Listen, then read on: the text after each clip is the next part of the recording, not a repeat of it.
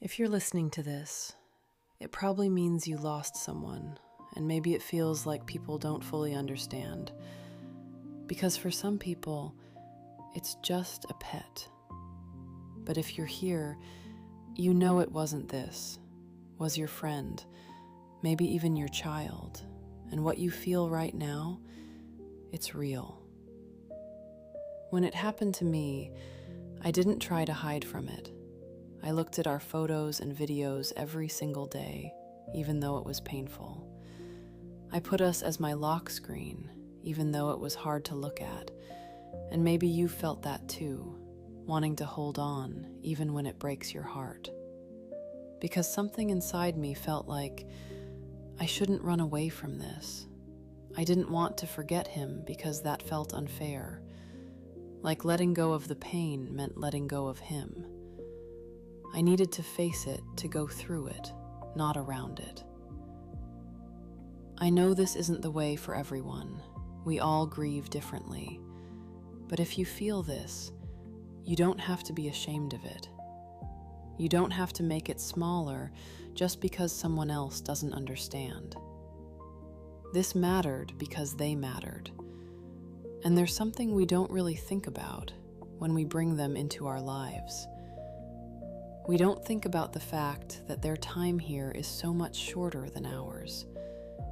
And one day, that day comes, and it feels unbearable.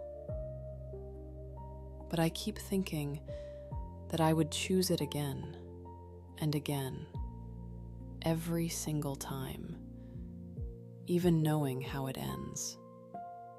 Because the love, the joy, the comfort, the way they looked at you, it was worth it. You gave them a life, not just existence, but warmth, safety, love. They weren't cold, they weren't alone. You walked together, played together, sat silently, you fell asleep together. And that time, it's priceless. And as heavy as this feels, how beautiful that it existed at all. There are people who never get to feel this kind of unconditional love, but you did, and so did they. And sometimes, this kind of loss feels different because they never hurt you, they never judged you, never said something they didn't mean. They were just love. Maybe they chewed your favorite shoes, or scratched the furniture, or climbed the curtains like it was their life mission, or knocked over your plants and then looked at you like it wasn't them. And somehow, those were never the moments that mattered. And now, even those little things feel like something you'd give anything to see again. And yes, it still aches. Yes, you cry. That's not weakness. That's love that doesn't know where to go anymore. So let it be there. Don't push it away. Don't silence it. You don't have to be strong right now. You just have to be honest with what you feel. People say that time heals, and maybe in some ways it does. But even now, after all this time, I still feel it when I think about him. And I guess you feel that too.